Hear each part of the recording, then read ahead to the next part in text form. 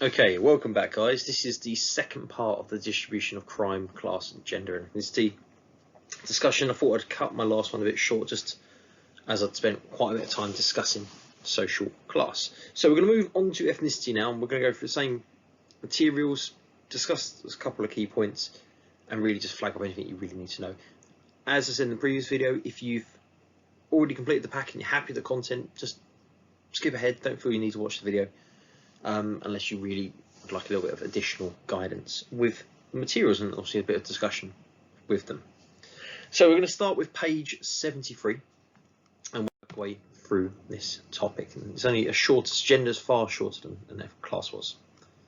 Now the first thing to flag up, as you can see on the screen, page 26 in your pack. We've already talked about feminism as a theory. We've touched on a few of these ideas previously. So these do overlap because we're looking at, and I suppose in some respects looking at victimisation. We're looking at the role of women as offenders, as victims, and how they're treated by the criminal justice system. Quite a broad topic. So don't need to write all these down. These are just some patterns, but feel free to copy a couple into you. Okay, so patterns. So the main thing to be aware of when it comes to patterns of offending, 4 out of 5 convicted offenders in England and Wales are male. 95% of prisoners are men. So very small proportion of offenders are women. Now women are often more likely to take part in particular types of crime, and it's often related to drug use or poverty. So women are often involved in shoplifting, prostitution, drunken disorderly. They are the common crimes women seem to be offenders of. Men more likely to be convicted of violent offences, sexual offences. Men are more likely to be repeat offenders. But female criminality is growing, and women only make up, as I say, about 4.6% of the prison population. So very, very large proportion of men. But because this topic is about gender, we are going to talk about both men and women. So we aren't just going to focus on one group, we're going to talk about both. So the 4 key arguments, the 4 things we are going to look at in this section. So why do women commit less crime statistically? Lower offending patterns. Why might it only appear that women commit less crime? So again, questioning the statistics. Why are women committing more crime than they used to in the past? And then lastly, we'll think about men. Why do men commit crime? Why do they commit more crime? And this will overlap with victimology as well. So why do men commit crime against women? So these are the 4 key areas to discuss. First of these is sex role. We're going to talk about sex role theory, which is in page 73 of your pack. Now, sex role theory comes from Parsons, who argues that there are 2 sexes in role, and this is all the way back to family when he talked about how there was the instrumental and the expressive role. There's these 2 roles for women and men in the family, and that was due to biological differences between the 2. So Parsons uses the term sex role theory rather than gender role. If you think about the differences between them, sex is about the physical difference of male and female, and that's biological. Gender is more of a social construct, and again, it's about masculinity and femininity. So Parsons is quite specific that this is to do with biological sex as opposed to the how social constructions of gender change between societies and how people can change their gender. But ultimately what he's arguing is that girls have the female role, which is the mother, and that should be home based, and they're about being gentle and tender and emotional. So that's not really in line with committing offences. Men are more the instrumental. They're the ones who leave the home. They're tough, aggressive, strong, and therefore that means they're in a position where they can commit more. Hyderson also pops up with patriarchal control, and again it suggests that women are controlled by men and by a patriarchal society. And the 3 areas that she highlights where women experience the most control is patriarchal society in public. Women are under much greater scrutiny than men. In work, where male employees and maybe bosses are more likely to be male compared to female workers, and in the home, where arguments and theorists like Oakley and other thinkers say that there is patriarchal oppression. Women are suppressed by men. So Heiderton argues that there is a greater degree of control over women. And even arguments and thinkers like Dobash and Dobash, who we've seen, are a good example that support this idea of women being controlled by men. Even think about some of the topics from DDOL last year. Ed Girl, Fallon Vogler, all arguments to show that men had power and control. As a research focus, as another example that relates to Dobash and Dobash, a slightly updated argument, is the study by Brooks, Hay and Lombard, which looks at occurring acts of domestic violence, particularly in relation to football. So when football matches occur, and particularly if a team loses, there is an increased chance of domestic violence, particularly associated with anger, frustration of the match, but also men trying to assert masculinity, control, dominance. So it's, as I say, quite an interesting updated contemporary example for you guys to have a read of. Other controls, again, we've already talked about, the fact that being parents, obviously they become the primary carers. Then we've got issues like the bedroom culture, which again reduces women's opportunity to commit crime, and the financial controls. So access to money, domestic roles, and bedroom culture. And we've already discussed domestic violence. In the workplace, sexual harassment and the glass ceiling keep women in their place, and controls their opportunities. And in public, it's issues like, we've seen victimization, the fear of being a victim of violent crimes. Statistically lower and less likely to happen. Young men are more likely to be a victim of crime, but the fear controls women. And also some of the fear of not being seen as respectable also has a role to play. And then last but not least, we have the double standards for boys and men. So, does the sex role theory apply to theories of patriarchal control? Are they relevant today?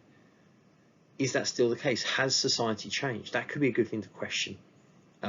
These are modern theories that we're talking about, created in the modern era.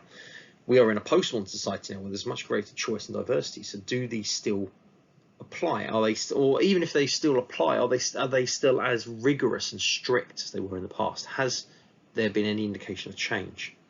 Heiderton as well argues about control and oppression of women, and we could look at this as a means of, this could cause women to commit crime. That lack of access to funds and resources could lead women to commit crime, rather than a way of preventing it. It could be a cause of it.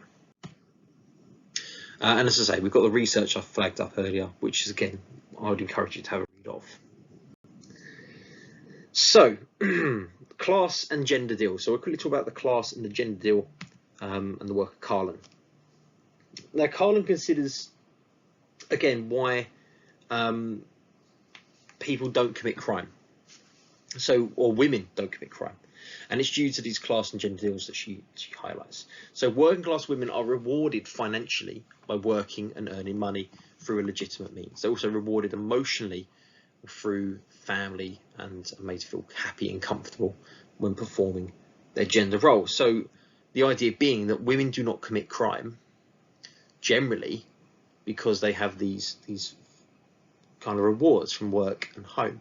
When women do commit crime, it's because they may not be able to achieve the class deal or the gender deal sufficiently. So again, because they don't have that sense of reward and fulfillment, they look for it as well. A bit like status frustration. They're not having that status or that field, so they find other ways of gaining a status if they can't do it through the class and gender deal. So for most women, these goals are achievable if they conform to society's roles and expectations. Carlin found that if they're not achievable, women commit crime. So think about Hershey and the control theory. Those attachments, those bonds, beliefs that prevented us from committing crime. And it's a very similar idea that if women are integrated into a job which they can do and they've got a family, they commit less crime. And then there's the evaluation space, thinking about what Carlin is saying.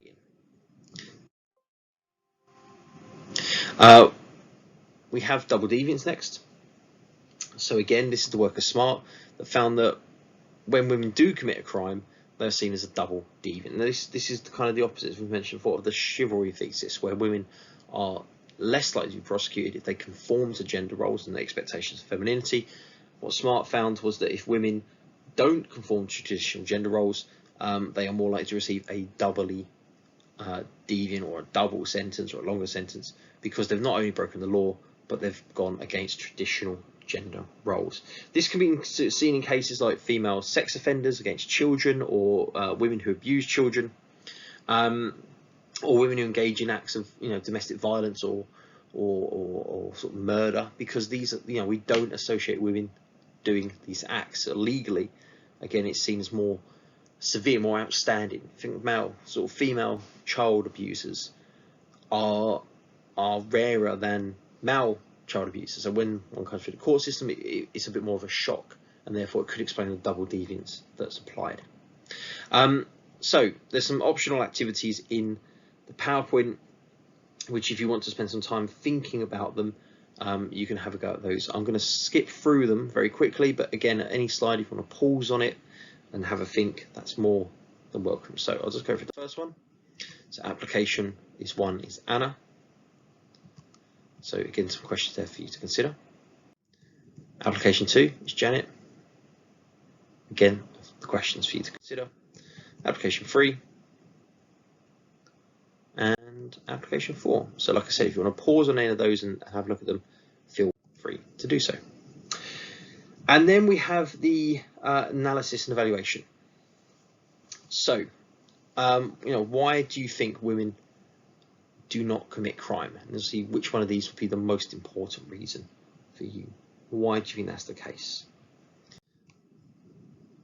And then we've got move on to sort of halfway through that women only appear to commit less crime. So there are some arguments that women do commit crime, but it's often hidden, and it's only only seems that way, that women actually are committing crime. It just seems they're not. So think about all the sociological thinkers we've covered.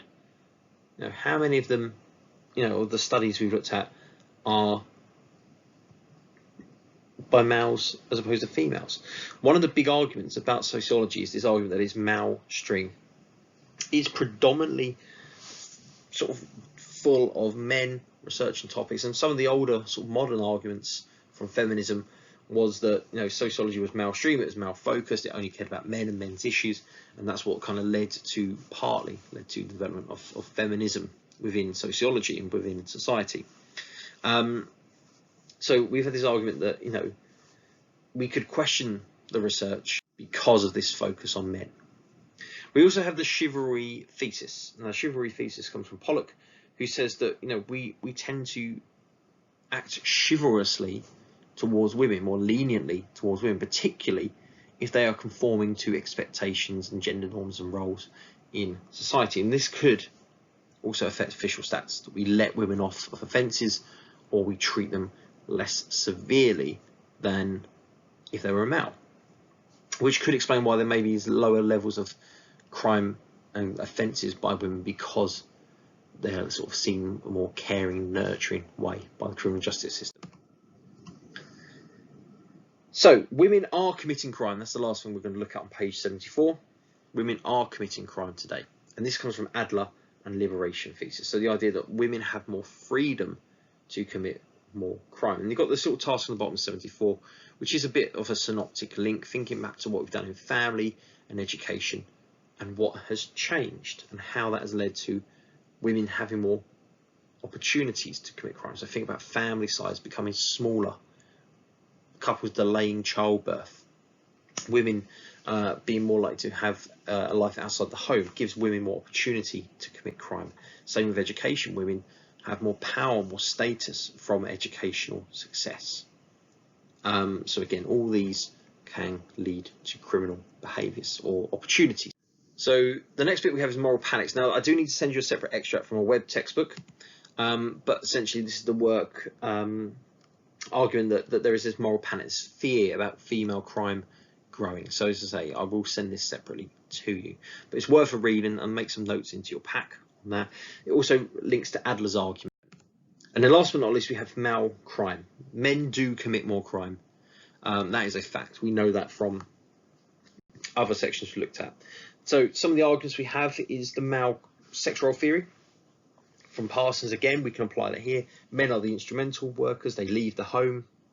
They have to be strong, tough through socialization. This puts them in a position where they can commit more crime. Patriarchal control. So men are not subject to patriarchal control, but they may want to enforce patriarchal control, which can lead to, as we saw, sexual harassment and intimidation of women to achieve patriarchal power and to maintain their power. And lastly, the nocturnal economy. Now, this has been mentioned before. Nocturnal economy relates to the late night economy, businesses, bars, clubs, and women are less likely to participate. I mean, not saying they don't participate, but they're less likely to participate in those nocturnal economies compared to men. So women fear being a victim of crime, so they're less likely to take part in those activities. And then lastly, Messerschmitt talks about accomplishing masculinity. So men try to achieve masculinity through working hard and being successful. If you can't do that through legitimate means, you turn to illegitimate means, and that could be criminal behaviours to achieve your masculinity. Think about some of those subcultural theories like Miller and the focal concerns. It's a similar notion. And last but not least, the consolidation. So on page 76 there is the glossary of key concepts, which you can have a go at filling those in. It just relates to a lot of the keywords we talked about. Other things you want to do, if you've got that space on the page, you could think about the relationship between class and gender, how these two ideas are interrelated, interlinked, and maybe think about which is more influential. Is it class or gender when explaining crime? Okay, there we go. So that is gender summed up in a slightly shorter summary than but thank you for watching. Obviously, if this was helpful, put a like on the video. That would kind of give me a little clue as whether this is worthwhile. And what I will do is I'll move on to ethnicity in part 3 and just again work through the final pages of ethnicity. Again, a very short section, but again, it's worth reviewing. Okay, thank you for watching.